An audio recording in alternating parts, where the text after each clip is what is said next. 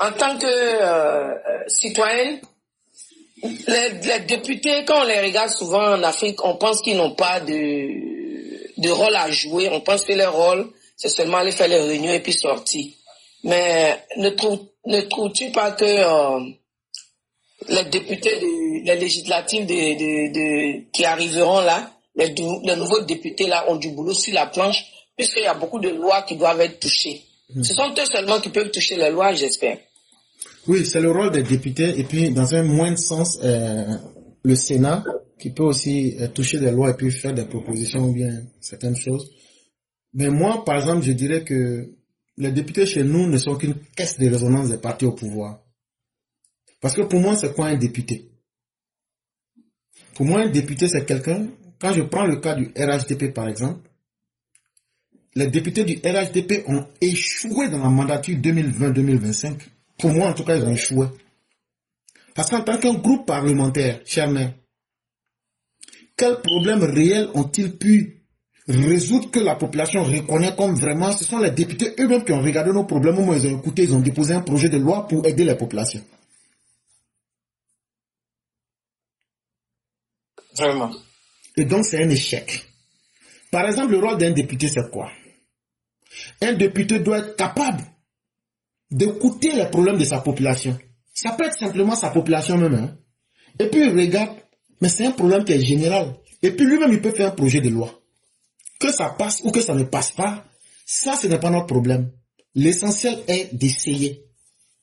Et nos députés en Afrique, et surtout en Côte d'Ivoire particulièrement, et pour être encore plus précis, RHDP que nous sommes, nos députés ont échoué. Et ça, il faut qu'on le leur dise. Et la campagne qui va venir là, moi, je ne vais pas communiquer pour soutenir les députés RHDP. Moi, je vais communiquer avec le peuple. Pour leur dire, ce que vous avez voté là, c'est vrai. Hein? Les députés sont importants, c'est vrai. Mais si les députés là, de la manière qu'on a voté à Alassane Ouattara, et puis, il va nous amener à des lendemains meilleurs là. Un député ne peut pas avoir l'argent pour faire ça. Mais un député a la capacité de changer les lois pour rendre vos vies plus faciles. Or, les députés qui sont là, est-ce qu'ils ont fait ce travail-là? Si on me donne la réponse, si la réponse est négative, je vais demander aux populations, demander à ces députés, quand bien même qu'ils soient RHDP, qu'est-ce qu'ils vont faire quand ils vont aller à la magistrature 2025-2030? Quelle action concrète ils vont entreprendre pour vous, le peuple? Parce qu'il faudra qu'on arrête que nos députés soient simplement des caisses de résonance pour voter des lois et puis retourner. Ils ne sont même pas capables de proposer des lois. Pourtant, on les paye pour cela. Pourtant, on les met dans les conditions pour cela. Mais donc, c'est une forme de trahison du peuple. Est-ce qu'il faut continuer à légitimer cette trahison-là? Moi, je ne suis pas d'accord avec ça. Pour être honnête, je ne suis pas d'accord avec. Et donc, on doit éduquer nos populations à ce que le rapport avec nos députés puisse changer. Un député qui dit « Votez-moi seulement, je vais aller pour voter les lois ». Il y a quelqu'un qui dit « Quel projet de loi vont-ils proposer ?» Par exemple, quand il y avait le problème d'Internet, les députés RHDP ont dit qu'eux vont prendre le problème à bras le corps et que d'ici un certain nombre de temps, ils vont vérifier avec Orange et les compagnies qui fournissent l'Internet et trouver une solution. La question que je pose aujourd'hui en ce 26 ou bien 27 octobre 2025, est-ce qu'ils ont fait ce qu'ils ont dit? Et s'ils l'ont fait, quelles solutions pragmatiques ont-ils proposées aux populations ou bien à Orange? Par exemple, deuxième, où ils peuvent faire un projet de société, un projet de loi. Il y a des compagnies qui viennent, qui font des transferts.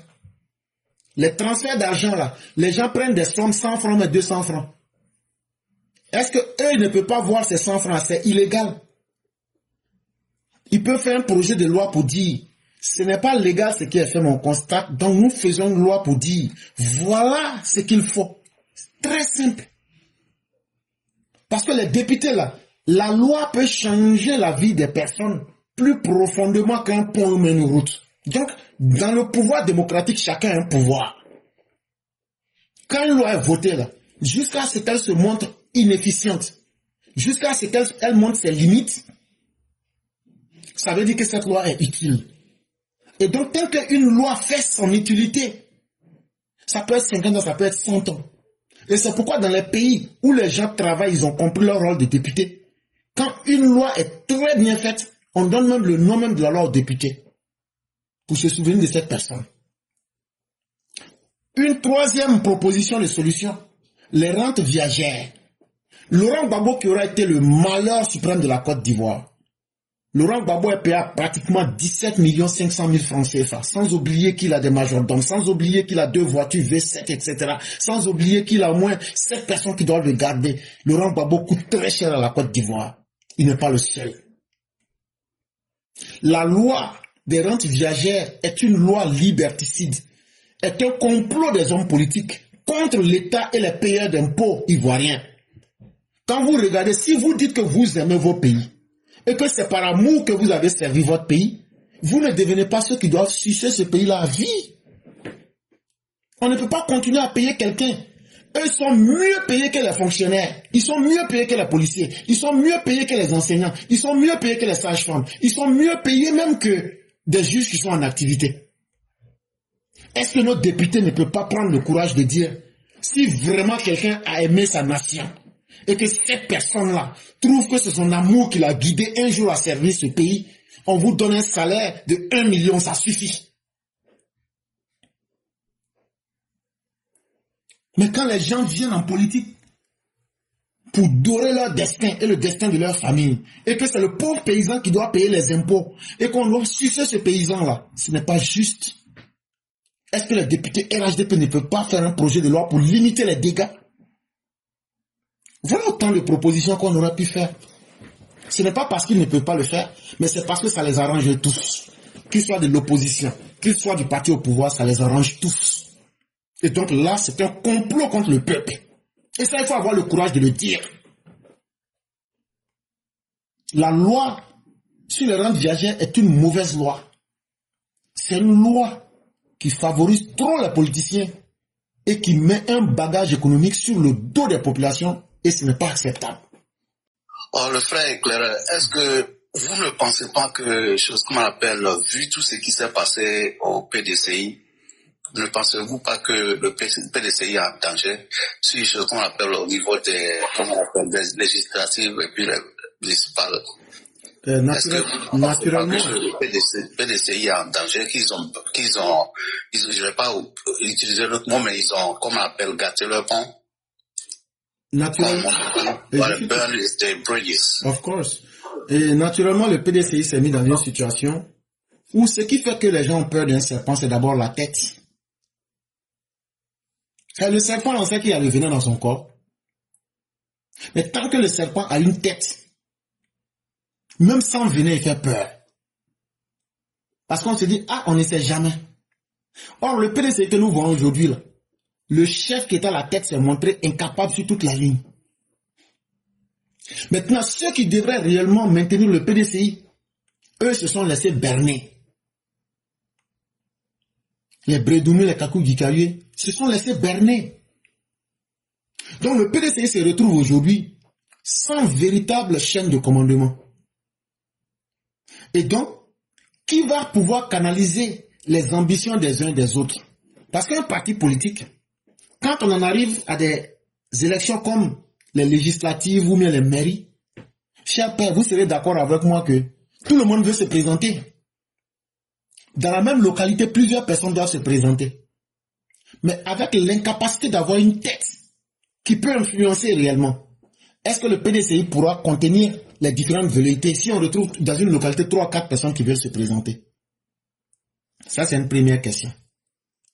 Deuxième question. Le PDCI dans l'état où il est aujourd'hui, là, c'est quel PDCI? Parce que le parti de Bion, c'est aussi le PDCI. Mais est-ce que lui ne va pas prendre son envol pour faire son expérience à côté? Est-ce que ceux qui sont les tribalistes ne vont pas vouloir se cloîtrer sur le matriarcat? que ça marche ou pas, eux vont rester là pour ne pas que le PDCI perde son identité à Caen. Donc il y aura ce PDCI. Comme les gens du PDCI n'aiment pas la souffrance et n'aiment pas la vie d'opposant, beaucoup, sans conviction, vont revenir au RHDP pour gagner à manger. Et donc cela, ça sera aussi une perte pour eux, le PDCI. Et de façon désespérée, il y a une petite partie qui va se lier à Laurent Gbagbo. Donc vous voyez déjà là que le PDCI est divisé en 4. Donc, c'est avec quel poids réel? Parce que chaque parti qui partira, l'autre parti va dire non, on ne reconnaît pas ceux-là. Donc eux-mêmes ils vont s'auto-saboter entre les différentes factions et ça ne va pas les conduire quelque part. Donc, l'avenir pourrait être très maigre et quand on regarde de façon objective.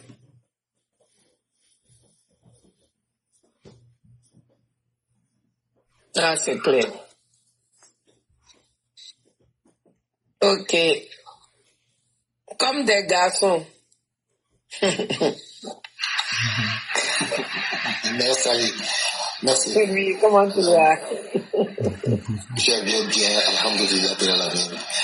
Professeur, comment allez-vous? Je vais très bien. Comment allez-vous aussi? Grâce à Dieu, je vais bien. Sauf que je suis encore à 3 heures du matin, heure d'Abidjan, en train de scroller et de participer à la classe. Okay. Je voudrais juste rebondir sur un fait par rapport puisque nous allons très bientôt être appelés pour élire les députés. Et vous avez bien fait de parler des députés que nous élisons, puisque, comme l'a dit Emer Saleh, ce sont ceux qui sont en Côte d'Ivoire qui vont pouvoir aller choisir les députés qui vont administrer notre Assemblée nationale, voter les lois à côté, valider nos lois à côté du Sénat. Alors moi, ça m'a interpellé quand on a parlé par exemple des lois, des projets de loi. Vous avez très bien fait de donner des lois par exemple qui peuvent aider les populations parce que c'est de ça qu'il s'agit.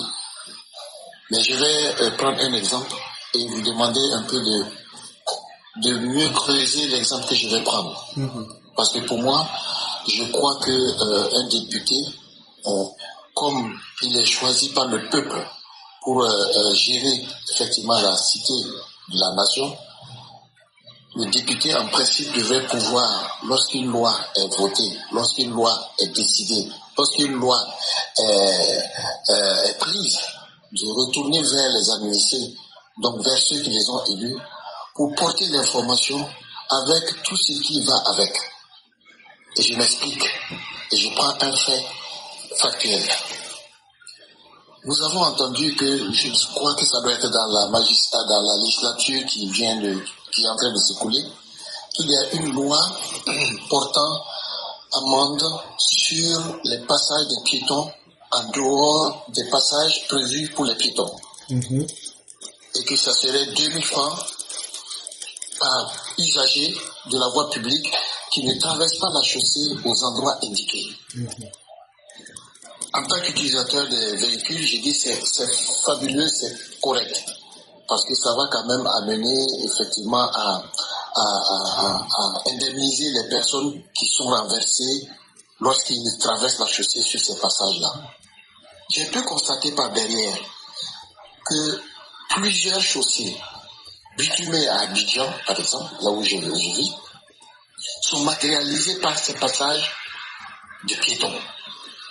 Mais nulle part, je n'ai entendu une propagande, une information, une formation délivrée non seulement par l'administration routière, parce que les routes, c'est le ministère du Transport, pour ce qui concerne les signalisations verticales, horizontales et tout, c'est le ministère du Transport. Aucune information, aucune formation à la nation par rapport à ces instruments-là. Et mieux, aucun député ne s'est déplacé dans une région. Ne serait-ce que même nous qui sommes à Abidjan, où à Abidjan, on peut dire que bon, les grandes agglomérations urbaines sont les plus fréquentées en matière de piétons et de véhicules. Mais nulle part, on explique aux gens voici comment il faut traverser la voie. Même mieux, aujourd'hui, il y a des panneaux verticaux, des signalisations automatisées avec haut-parleur qui dit aux piétons, arrêtez-vous, arrêtez-vous. Mais les députés, ils doivent servir à ça. Prenez des lois, mais retournez pour expliquer ces lois-là. Donc, j'aimerais bien que, si peut-être que je ne sais pas si je comprends bien la fonction du député, mais elle doit servir à ça. Voter les lois, expliquer les lois qui ont été votées, et puis sensibiliser les usagers que nous sommes, les contribuables que nous sommes. S'il faut prendre une amende pour un contribuable parce qu'il a mal traversé la chaussée, mais il faudrait qu'on l'informe, qu'on le cultive, qu'on le forme à ça. Voilà un peu ce dont je voulais aborder. Et comme je sais que vous êtes un éclaireur, un professeur éclaireur, vous pouviez en dire plus. En tout cas pour nous qui sommes des élèves, même si on n'est pas des élèves assidus à la classe, mais quand même, pour les petits temps que nous faisons à côté à vous écouter, ça nous permet effectivement de nous regarder. Merci vraiment, professeur. Cher Père, c'est vous que nous remercions. Et nous sommes tous des élèves, hein, parce que nous apprenons tous. Et ce que vous dites, c'est vrai. La loi est passée en avril 2025. Non seulement il ne faut pas traverser la chaussée en dehors des passages cloutés, mais il y a aussi 3 autres règles. Mais c'est la première règle que vous avez dite, que beaucoup connaissent. Sinon, il est interdit de marcher sur la chaussée lorsque le trottoir est disponible. Si tu traverses les feux tricolores sans les respecter, tu peux avoir une amende de 2000. Si toi-même, tu es là, tu vois la route, tu vois un danger. Ça veut dire, on fait un accident, c'est le comportement du piéton qui a posé le problème. Si le policier voit ça, il peut te sanctionner avec les 2000. Et effectivement, par plusieurs fois, j'ai eu à le dire, hein, et même par plusieurs fois, j'ai eu à le dire, même les conseils des ministres, quand le porte-parole du gouvernement vient parler, il dit de très bonnes choses. Mais les gens ne prennent que le côté sensationnel.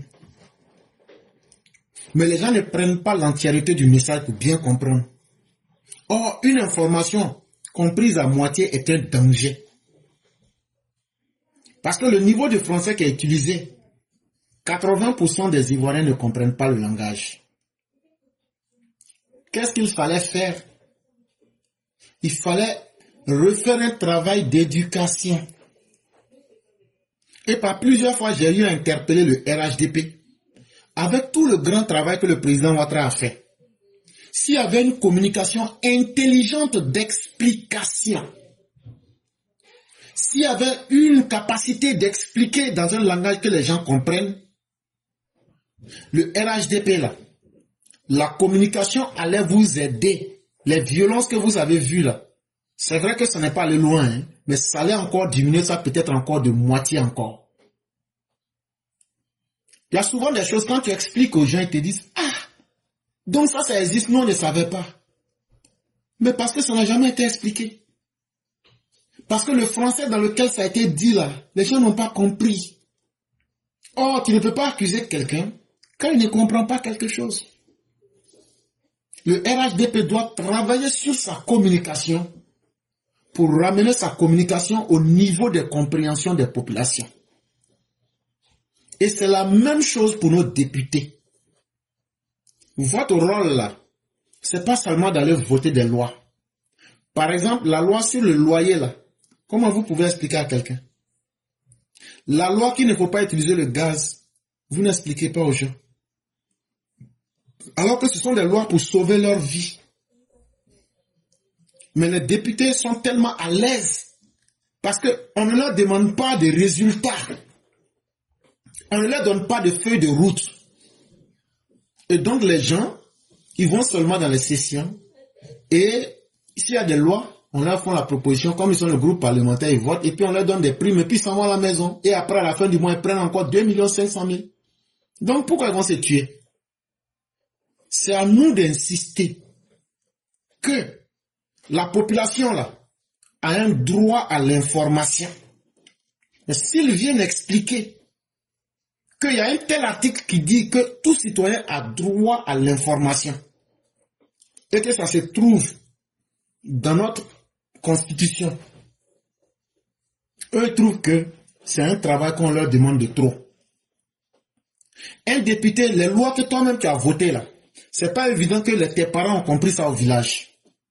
Normalement, chaque nouvelle loi qui est votée là, les députés devraient faire des séances de communication et expliquer cela, utiliser les médias publics. Mais malheureusement, comme ils savent que les populations n'ont pas cette connaissance-là, ils ferment les yeux, ils se dédouanent et puis on avance comme ça. Mais ce n'est pas normal et ce n'est pas tolérable. Je suis totalement d'accord avec vous. Quand on parle de revoir la loi sur la xénophobie, moi je veux bien, mais qu'il nous explique un peu pourquoi cette question, enfin bon, qu'il monte et puis qu'il pose clairement sa question. Ça va tous nous édifier et nous informer.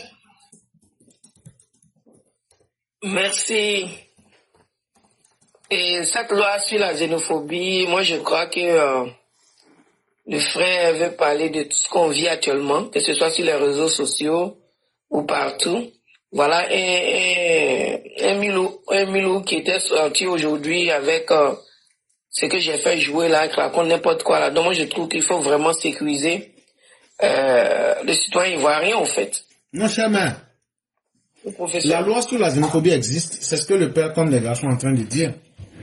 Mais est-ce que toi-même tu sais que la loi existe?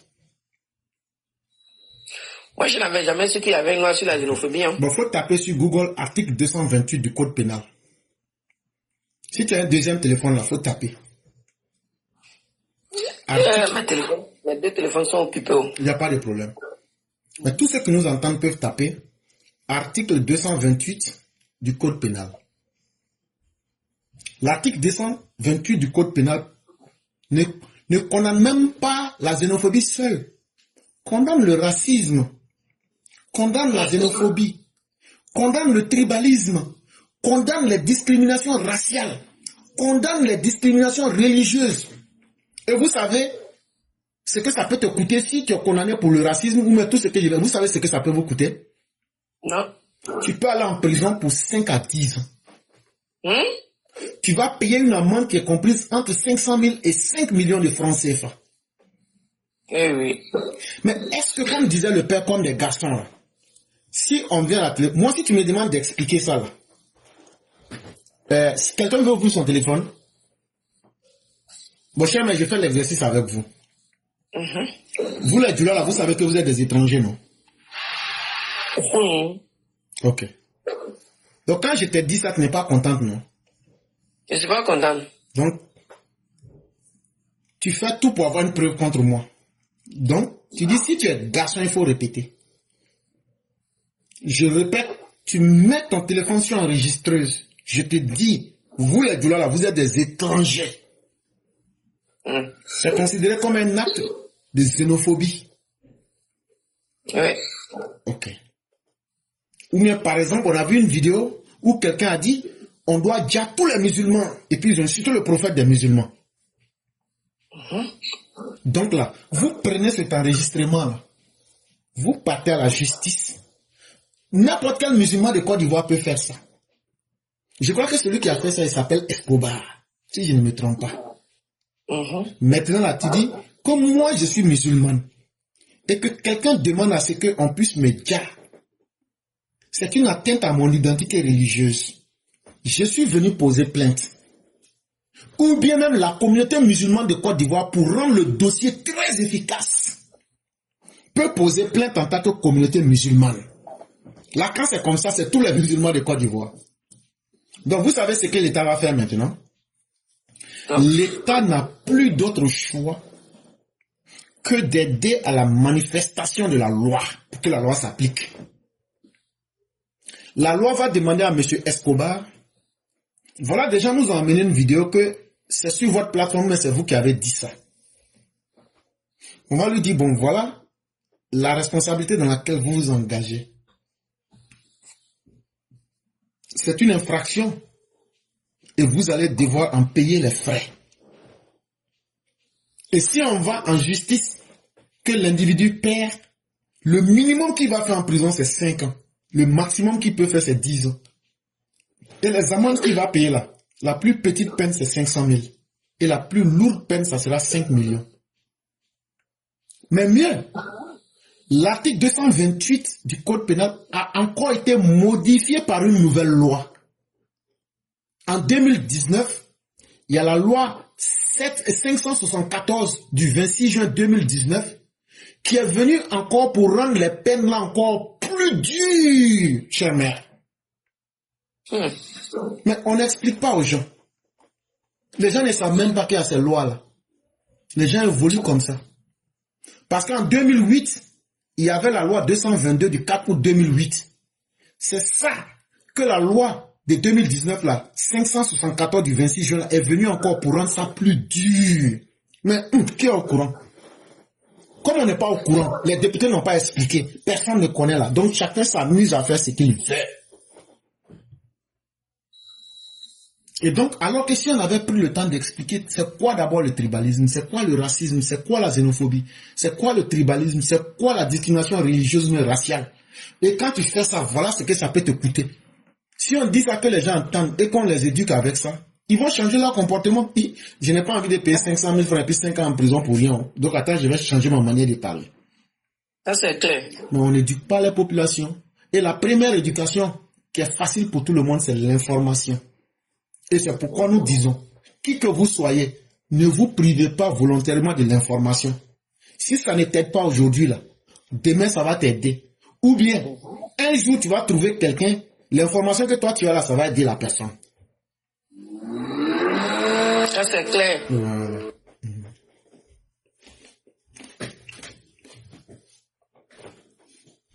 Ça c'est clair. Merci professeur. Ah, c'est vraiment clair. Sali, je veux demander, comment on appelle quelque chose, s'il vous plaît, si vous me permettez. Vas-y.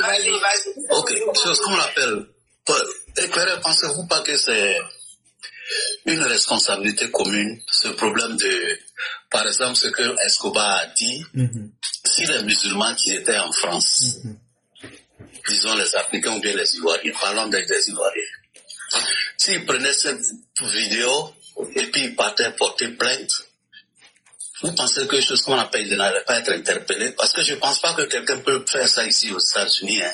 Non. Si tu fais ça, c'est pas seulement c'est même pas les autorités même qui vont te corriger. Mais malheureusement, le problème, qui sont ici là qui vont régler ton cas. Malheureusement, le problème, en France, les gens rusent un peu avec la loi. Tant que c'est entre des nègres, les autorités françaises jouent un peu avec les lois. Je l'ai toujours dit. Voilà. Et ils n'ont pas ce que nous connaissons ici comme les civil rights movements. Les États-Unis n'ont pas connu cette expérience.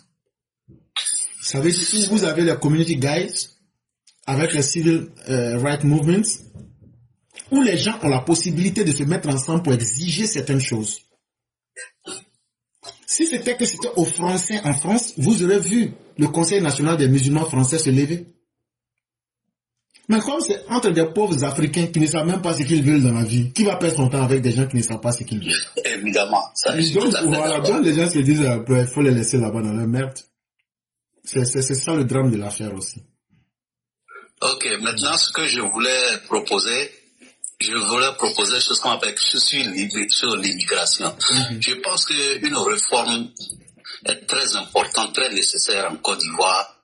Et je dis ça, il faudrait que chaque citoyen, disons pas citoyen, mais chaque étranger ait ce qu'on appelle une carte d'identité comme New York ID, qui identifie tous ceux qui vivent à New York. Donc on pouvait faire ça sur le plan national pour que tout le monde soit muni d'une carte d'identité et on va savoir au moins qui est qui.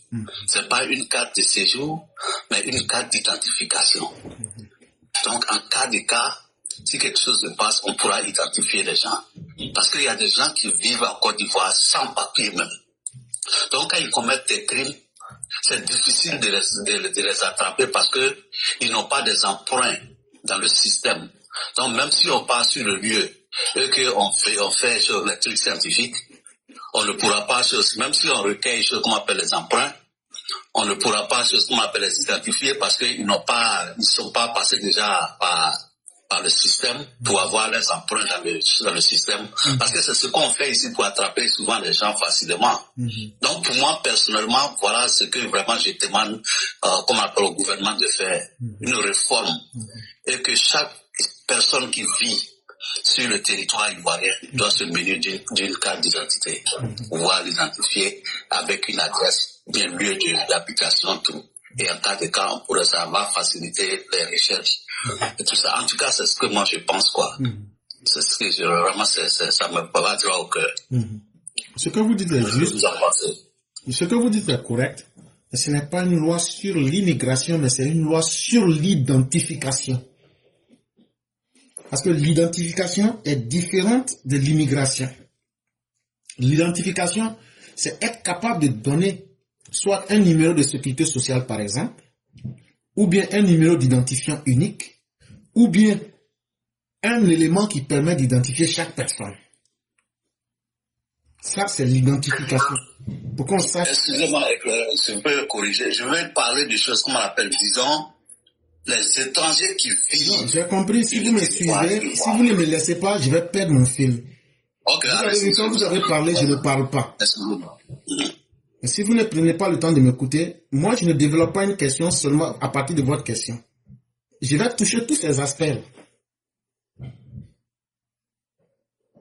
Donc, comme je disais, l'identification, c'est être capable de dire celui-là est X, celui-là est Y, celui-là est Z.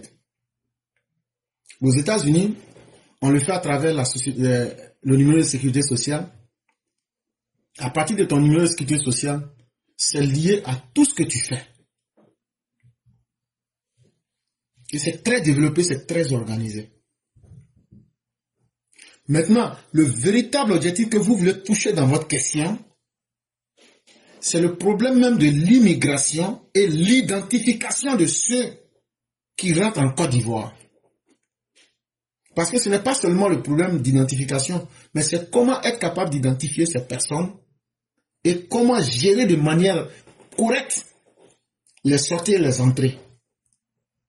Et donc là, la première chose qu'il faut faire, c'est d'abord même une réforme même de notre immigration. Est-ce que c'est n'importe qui, parce qu'on est voisin, c'est n'importe qui doit rentrer dans le pays? Parce que c'est ça la base du problème.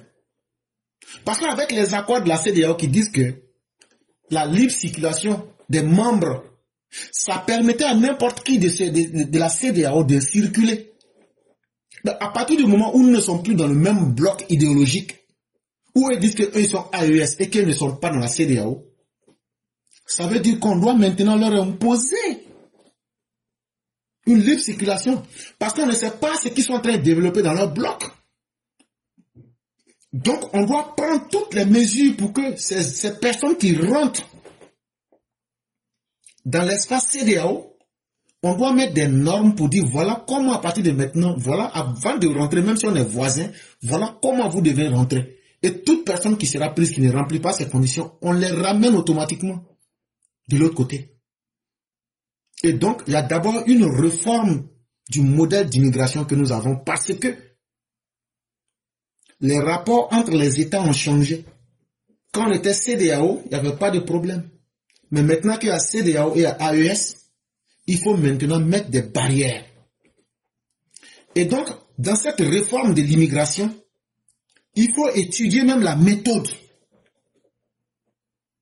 On ne peut pas empêcher tout le monde de venir. Mais qui peut rentrer? Et dans ce qui peut rentrer là, les braqueurs burkinabés, les violeurs burkinabés, les malfaiteurs burkinabés, eux qui n'ont de métier que ce que je viens de vous citer là. Ça veut dire eux quittent le Burkina Faso pour venir des braqueurs en Côte d'Ivoire. Ils quittent dans leur Burkina là, leur premier plaisir. Tellement nos femmes en Côte d'Ivoire sont jolies, n'ont jamais vu jolies femmes comme ça là. Dès qu'ils viennent là, c'est pour veiller à nos femmes. Dès qu'ils sont dans notre pays, c'est pour devenir de la nuit. Au moins les gens dorment. C'est pour devenir des voleurs pour aller voler dans la maison des gens. Ce genre d'individus là. Ou bien venir pour être orpailleurs clandestins.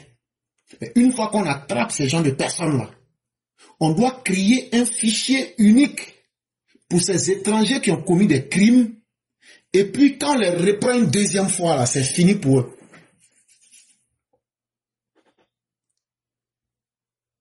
Quand on les prend pour un crime, quand ils finissent de payer, là, on les amène dans leur pays.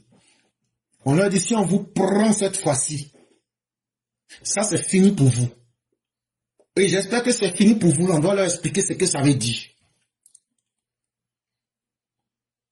Et donc, il faut d'abord voir c'est qui doit rentrer. Est-ce que c'est n'importe qui doit rentrer? Il faut d'abord choisir les individus qui ont une qualification et qui sont utiles à notre pays. Quand il va venir là, tu vas venir faire quoi? Ah non, je vais faire commerce et je vais vendre. Je vais faire petit commerce. Au Burkina, là, est-ce que nous, on peut faire petit commerce chez vous là-bas? Au Burkina, là, que je vais venir pour le Colorado, je vais faire plantation. Ça veut dire, il va faire plantation. Ok, on a compris. Est-ce qu'au Burkina, là, vous permettez à un Ivoirien d'avoir un lopin de terre? Lui-même, la réponse qu'il va donner, là, on lui dit, bon, comme chez vous, là-bas, vous ne donnez pas le lopin de terre, là. Donc, toi, tu n'es pas utile en Côte d'Ivoire. Et donc, là, toute la racaille de ces pays-là, il faut les refouler. C'est eux qui augmentent le taux d'insécurité dans nos pays. C'est tellement visible et c'est tellement clair. Quand on va mettre ce rapport-là pour clarifier les choses, vous allez voir que les choses vont changer.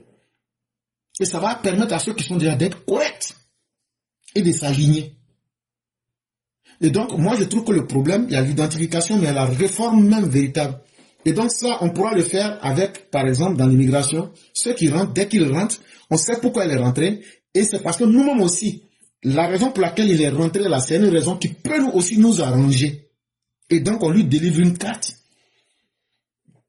Et cette carte-là, on la renouvelle chaque année. Là, quand c'est comme ça, là, on va voir la personne. Ou bien, si peut-être la carte doit lui coûter 5 000, on lui dit chaque 6 mois, il faut venir. En fait, tu payes 2500 chaque 6 mois. Là, quand c'est comme ça, chaque 6 mois, la personne sera obligée de se présenter devant l'autorité. On va prendre des informations avec elle. Est-ce que tu as toujours la même adresse?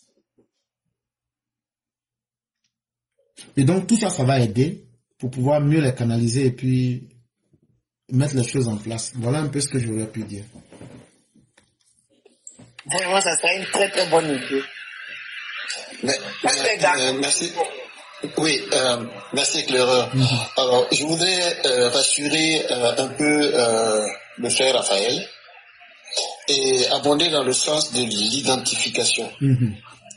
Parce que si vous vous rappelez, il y a une opération que la Direction générale de la police nationale initie chaque année pendant les vacances autour des fêtes musulmanes ou chrétiennes et en fin d'année surtout. Ce qu'ils appellent opération épervier. L'opération épervier consiste à d'abord développer des points de sécurisation de la ville. Par exemple, les lieux là où il y a un fort taux de réjouissance publique, ou bien des lieux de culte, de prière, ou bien les édifices nationaux, les points névralgiques de la ville. Et aussi, il développe cette patrouille qui, effectivement, dans une opération d'épervier, en tout cas, se déploie à travers tout le pays. Et je crois savoir que nous devions être à l'opération épervier 10 ou 11. Cette opération-là, elle a 2 phases. La première phase, c'est qu'à partir d'une certaine heure, 21 heures, qui est l'heure officielle où chacun est censé être chez elle, il procède à des vérifications d'identité des personnes qu'il trouve dans la ville, soit en voiture ou alors à pied, et même dans les transports. À partir de 21 heures, il y a des checkpoints où effectivement le contrôle est fait par la production d'une carte nationale d'identité ou toute autre pièce pouvant justifier de l'identité de la personne à laquelle on lui demande ses papiers. Mais à partir de 23 heures jusqu'à 5 heures le matin, même si vous avez une pièce d'identité, vous êtes récupéré et on vous amène effectivement à la préfecture de police pour vérifier effectivement votre identité. Et mieux, vous ne quitterez cet endroit-là que le lendemain à 10h. Cette opération-là a été encore plus intensifiée depuis le 2 septembre, date à laquelle une voiture de police a été caillassée et un bus a été incendié dans la commune de Yopougon. Au point où ce n'est pas un couvre-feu, mais la rafle devient systématique à partir d'une certaine heure. J'ai plusieurs fois vu qu'on a même descendu des passagers d'un taxi pour les embarquer malgré qu'ils avaient leur pièce d'identité, parce que quand ils regardent les personnes, ils ont des façons de pouvoir détecter un certain nombre de choses et pour cela, ils vous amènent pour une identification qui va être faite. Ce sont des choses, effectivement, comme le professeur l'a dit, qui peuvent être jumelées pour pouvoir effectivement créer une fiche comme ce qui se passe en France, les fichiers S. Ce sont des personnes qu'on a vérifié leur identité, on a regardé autour d'eux ce qu'ils peuvent avoir comme activité jugée dangereuse. Donc, créer une fiche, effectivement, pour chaque personne qui est interpellée, et nous savons tous que la carte nationale d'identité aujourd'hui détient un numéro NNI, un numéro personnel, identification personnelle, qui vous allie la carte nationale d'identité, vos permis, toutes les pièces vous concernant.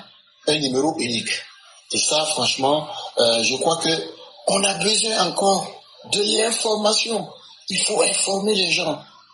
C'est vrai que c'est dommage que plusieurs personnes circulent à Abidjan, des Ivoiriens, et qui n'ont même pas de pièce d'identité. C'est incroyable. Donc voilà ce que je voudrais en plus donner comme information pour ce qui concerne en tout cas l'identité de chaque personne vivant en Côte d'Ivoire. Cela va permettre à la sécurité de mieux gérer effectivement les flux de tout ce qui peut arriver pour la protection des populations. Merci éclaireur. Si vous m'entendez plus, je serai à court de batterie et on se donnera rendez-vous demain. Merci beaucoup. Que le Seigneur veille sur nous tous. Merci. Merci Ali. Merci Raphaël. Merci à tous ceux qui sont sur le panel. Que Dieu nous protège. Merci beaucoup, cher Père. Et que Dieu accepte aussi la prière. Et donc, Amen. Okay. Donc, cher ami Raphaël, voilà un peu les informations. Hein. En tout cas, je suis tout à fait satisfait. Merci beaucoup parce que il y a des préoccupations. Si on ne sait pas détailler nos préoccupations, je pense qu'on ne va rien comprendre. On ne va rien comprendre. Alors qu'il y a des milliers de personnes qui nous écoutent. Donc, eux aussi seront justement appel à la une. Et puis aussi nous aider à pacifier notre pays. En tout cas, merci beaucoup. Je vous en prie. Il y a une dernière question, professeur, s'il vous plaît. Il n'y a pas de problème. Selon nous, les observateurs de loin, l'élection ivoirienne était une élection sous haute tension. Mais pourquoi Alassane Ouattara n'a pas fermé les frontières et coupé les connexions Internet? Ok. Parce qu'il se croit trop garçon ou bien quoi? Madine, moi je pense que moi je vais te donner 4 ivoiriennes. Et comme ça, je vais demander. Et effectivement, la question que vous posez, il y a beaucoup qui ont dit, il faut qu'on ferme les frontières. Le jour de truc, on n'a qu'à couper Internet. Non. L'Internet, pour ceux qui ne le savent pas, est devenu aujourd'hui un besoin vital. Ça veut dire, tu dis comme on ne sait pas comment le pays va devenir là, le jour des élections, on n'a qu'à couper l'eau, on n'a qu'à bloquer l'eau, ça va sortir petit. Non, on ne fait pas ça. Tout ce qui est vital, on ne prive pas les gens de cela. La deuxième chose, nous n'avons pas vu une catastrophe naturelle pour qu'on ferme la frontière. Parce que fermer les frontières, ça démontrerait que nous avons peur de quelque chose. Or, pour vous dire la vérité, nous sommes la deuxième puissance armée de la CEDEAO. Cher frère Madingo, même si les gens ne veulent pas comprendre que ça c'est quelque chose, c'est un grand travail qui est derrière. C'est une grande efficacité qui a été développée. C'est une grande stratégie bien étudiée qui a été mise en pratique et qui a fait ses preuves. Nous sommes le seul pays de l'Afrique qui possède l'Académie internationale de la lutte contre le terrorisme. Ça veut dire, tous les grands stratèges en lutte contre le terrorisme, ils passent en Côte d'Ivoire comme si quelqu'un venait faire des vacances ou quelqu'un partait dans un salon d'été. Donc ça a permis de donner aujourd'hui une capacité militaire au pays. Si on explique ça au commun des mortels, moi il y a beaucoup de choses que je sais mais que je ne dirai jamais en public. Que je ne dirai même pas même en privé à quelqu'un. Pourquoi? Parce que le niveau que la Côte d'Ivoire atteint aujourd'hui, en termes de sécurité, là, ce n'est pas pour vanter le pays. On a une capacité de destruction qui fait peur. Quand tu vois le chef des terroristes qui s'appelle Ibrahim Kaka, dit que eux là, ils ont envie d'attaquer la Côte d'Ivoire, mais eux-mêmes ils ne peuvent pas. Parce que quand il dit comme ça que c'est parce que la Côte d'Ivoire a signé un accord avec les terroristes que même en cas de trouble, les choses vont très mal se passer. Bon, si on est en accord avec les terroristes, c'est qui va venir créer trouble? Donc, en français simple, ça veut dire, nous-mêmes, on voulait attaquer Côte d'Ivoire là, mais quand on regarde là, ça là, non, on ne peut pas. Donc, pour justifier le fait qu'on a peur de vous, on va dire que c'est parce que vous avez signé un deal avec les terroristes. Or, il se trouve que les terroristes disent qu'eux ont coupé le sud du Mali, Binadjara, que le carburant ne va pas rentrer. Mais quand on déploie nos forces spéciales, qu'on dépêche depuis le port d'Abidjan, qui vont pour livrer 300 citernes à Bamako et puis ils retournent. C'est un cas concret pour dire que c'est pas à tout le monde qu'on s'attaque. Parce qu'avant de s'attaquer à quelqu'un, tu te renseignes. Il est capable de quoi? Et ce dont il est capable là, sa capacité de faire du mal là, c'est ça qui fait qu'on se respecte. Donc quand on a déjà une telle force, pourquoi aller prendre les possibilités pour barrer la frontière, pour faire peur aux populations? Non. On a confiance à une certaine capacité militaire qui fait ce travail-là déjà, sans qu'on ait à barricader la frontière comme si on était en palabre avec quelqu'un. Parce que cela donnerait l'impression que nous avons concentré des militaires à une frontière et les gens vont interpréter qu'on veut envahir un pays. On ne rentre pas dans cela. Sinon, les élections là, un jour avant les élections, le ministre TBO était à l'extrême nord. Les troupes sont bien tenues. Le pays se porte bien. C'est l'essentiel. Et donc, cher père, pour dire cela, que nous eussions coupé l'Internet, ou bien que nous eussions bloqué les frontières, ce serait perçu comme un signe de faiblesse et ça allait se retourner contre notre crédibilité. Parce que si tu coupes l'Internet, ça veut dire que tu as peur que l'information circule. La seule chose qui pouvait faire qu'on allait avoir des problèmes à l'Internet, ce problème on l'a résolu. Et c'est sans honte, je le dis, on l'a résolu avec le FBI et les experts de l'OTAN. Je le dis, parce que c'est la vérité. Ça peut vous faire mal. Mais on a un pouvoir qui est extrêmement intelligent. Un pouvoir qui sait anticiper. Lorsqu'on a évoqué la question des piratages russes dans les élections, automatiquement les résolutions ont été prises. Et on a fait de la Côte d'Ivoire une forteresse. Le numérique là, Internet là, nous on a placé un militaire à la tête. Nous, l'Internet là, nous on prend ça comme un outil de guerre. Et donc là, de la même manière qu'on protège un camp militaire là, c'est comme ça qu'on a protégé notre cyberespace. Avec quelqu'un qui réfléchit en tant qu'un militaire. Et donc, ça fait que ce que les Russes ont l'habitude de faire. Moi, je sais très bien. Ça fait 2 fois maintenant que les Russes ont piraté le ministère du budget et de l'économie du Sénégal. Ils ont fait ça une fois au Mali. Ils ont fait ça en Centrafrique. Et pourquoi ils ne réussissent pas à le faire en Côte d'Ivoire?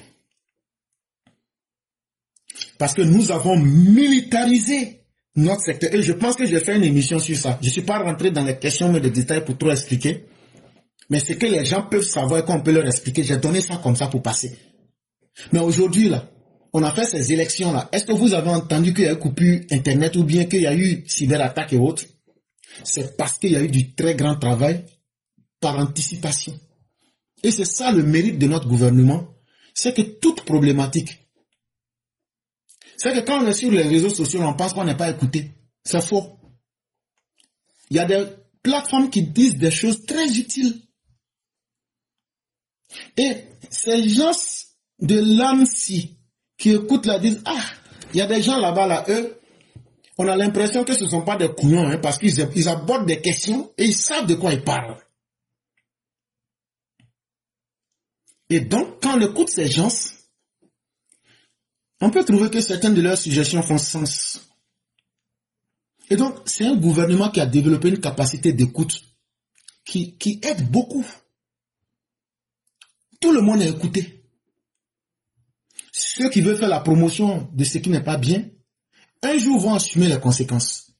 Mais ceux qui veulent réellement aider l'État et la nation, qui abordent des questions, regarde les questions qu'on est en train d'aborder. Il y a combien de plateformes qui peuvent aborder ces questions? On est parti sur l'application des lois, le rôle des députés. Aujourd'hui, on est en train de revenir sur une question militaire. Et donc, vous voyez combien de fois on peut naviguer sur d'autres, mais tu ne retrouveras jamais des plateformes qui vont pouvoir être capables de faire une telle analyse. Et donc, cela permet donc de ne pas agir comme tout le monde. Quand tu es dans la prévention, tu es toujours en avance. Ça fait que tu ne copies pas les anciens modèles ou même tu ne cherches pas à ressembler à quelqu'un. Mais tu cherches toujours à t'améliorer. Ça veut dire que tu as toujours réfléchi en avance et donc toi, tu n'es pas dans l'improvisation. Aller barricader les frontières, couper l'Internet. Vous allez entendre tous les médias dire, voilà, quand vous disiez que les informations étaient piratées, vous voyez maintenant pourquoi ils ont coupé l'Internet, pourquoi ils ont réduit le débit, pourquoi ils ont mis des gens à la frontière. Bon, ceux d'en face vont dire maintenant, ils ont concentré des troupes, c'est pour nous attaquer. C'était tellement inutile. Vraiment, c'est super, chose comme on appelle. Et puis, je veux dire aussi quelque chose comme on appelle, les causes allaient profiter de ça pour essayer de faire ce qui, parce qu'au départ, je pense que c'est la coupure de l'Internet qui a fait ce soulèvement, n'est-ce pas? Effectivement, effectivement. Voilà. Donc, je pense que il y a des gens qui allaient en profiter de la situation. Ouais. Merci. Et puis, je voulais dire à Madengo, sur Internet, là, on a l'impression que c'est chaud. Mais moi, je suis dans une ville où la mairie est à Gbagbo, mais la ville est calme, a été calme, les gens sont allés voter. Il n'y a rien eu, sauf dans peut-être 2 ou 3 villages qui sont loin de la grande ville. Et vraiment, on n'a rien senti comme quoi. Les gens n'avaient pas peur, hein. On n'avait pas peur. Oui. Ok. Donc, c'est Abidjan même, moi aussi je prenais des nouvelles de mon quartier, par exemple à Blocos où les gens ont marché. Moi j'habite pas loin, j'ai dit à ma nièce, elle allait regarder, elle m'a dit il n'y a rien, c'est calme, les gens votent. Donc toutes les villes de Côte d'Ivoire étaient sécurisées. C'est l'impression d'Internet là qui fait que les gens pensent que c'est chaud. Mais vraiment, moi, je pense que la ville a été, toutes les villes de Côte d'Ivoire ont été sécurisées et les gens n'avaient pas peur d'aller voter. J'ai plus vu même des femmes aller voter que des hommes et des jeunes voter. Voilà, c'est ce que je voulais ajouter. Ah ouais. Merci. Ok, professeur. Maintenant, ton père est aux affaires pratiquement. Jusqu'à quand on peut s'attendre, on peut connaître le nom de son dauphin? Bon, je crois que l'avenir nous dira. Le plus important, c'est d'abord de servir au maximum les Ivoiriens pour que les Ivoiriens se souviennent que tous ceux qui viennent au pouvoir ne seront pas à la hauteur du grand docteur président Alassane Ouattara et que ce n'est pas tous les jours qu'on rencontre des gens comme le docteur président. C'est d'abord la première impression qu'on va laisser. Et en ce qui concerne la succession, je crois que naturellement les choses vont se décider. Mais déjà, comme lui-même aime à le dire, nous avons déjà une belle équipe qui est déjà prête. Et les Ivoiriens n'ont pas à s'inquiéter. Nous demandons à nos opposants de rester tels qu'ils sont, de continuer à mener une vie de chien. En tout cas, nous, on a assez de cailloux dans nos poches pour lapider les chiens. Voilà. Et donc, et en plus de cela, on a une caravane. Si tu ne rentres pas là-dedans, que la caravane passe, c'est fini, hein. Voilà. Donc, on espère que beaucoup vont nous rejoindre, même si c'est pas de gaieté de cœur, et que pendant encore 5 ans, en tout cas, ce qu'ils n'aiment pas, c'est ce qu'ils seront obligés de voir. On va faire le développement et ouvrir les esprits des gens pour qu'ils comprennent encore beaucoup de choses, pour que plus aucun opposant ne puisse venir les tromper ou bien encore leur dire des choses qui ne tiennent pas. Vraiment, les mots du président font mal au corps. Hein. Les chiens à boire. À commencer, la caravane passe. Et souvent, la caravane peut écraser le chien. J'ai entendu un gars en train de pleurer. Oui, mais elle a joué la vidéo là aujourd'hui ici. Elle a joué la vidéo là ici. Lui n'est pas loin de l'AVC hein, bientôt. Ah, à ce rythme-là, il risque de se rendre malade. Hein? Ah oui. Tout ça parce qu'ils se sont condamnés à la haine gratuitement. Franchement. Et c'est pitoyable. Vraiment. Vraiment, on va dire merci vraiment à tous. Merci aux professeurs. Merci à tous ceux qui sont venus pour sécuriser, tapoter le panel. Merci à tous les panélistes, tous ceux qui sont montés sur le panel. On va vous dire merci. Et le professeur ne finira jamais de te dire merci. Vraiment, que Dieu te donne tout ce qu'il sait que ton cœur désire, qui est bon pour toi. Vraiment, qui ne mette même pas un peu de barrage devant. Et vraiment, que Dieu te protège. Merci beaucoup. Et d'après les Américains, enjoy your win, man. We will. Of course we shall. Merci beaucoup, merci Ali, merci professeur, et puis merci à Manjo, merci à tous, et puis bonne nuit à vous. Merci aussi, nous, on se réveille pour le moment. Effectivement.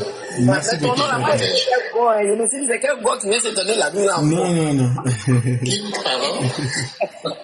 Il dit comme des gars, il dit, hey, il dit ça, c'est un gars qui vient se donner ici encore. Ah non, moi je suis pas un gars. C'est une malédiction, hein. Effectivement. Être chien, c'est une malédiction. Il doit aller là. Allez, portez-vous bien. Merci beaucoup. Allez, merci. Excellent. Frères et sœurs, vraiment, bonne nuit à vous. Thank you, sir. I'll see you next time. Okay. Thank you very much. Merci infiniment, Raphaël. Et bon repos à chacun et à tous. Amin.